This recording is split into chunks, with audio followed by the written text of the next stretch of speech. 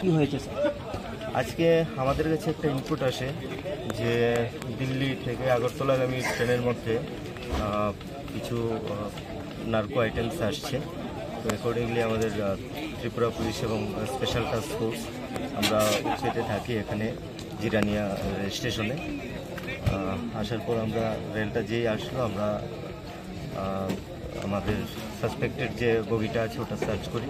Search করার পর আমাদের কিছু এখন এসকফ জাতীয় কিছু নার্কো আইটেমস পাওয়া গেছে। তো এগুলো আমরা এখন কাউন্টডাউন করছি। লোডিং আপনারা দেখতে পাচ্ছেন যে লোডিং আনলোডিং চলছে এখন। এটা কি মালবাহী ট্রেনে এসেছে স্যার?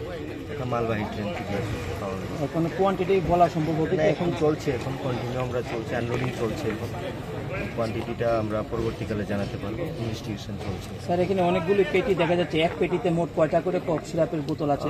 আমরা প্রিলিমিনারি যেটা দেখেছি এক পেটিতে প্রায় 150টা আমাদের অ্যাসপিরিন বোতল পাওয়া গেছে। তো বাদ বাকিটা আমরা কাউন্ট করার পরই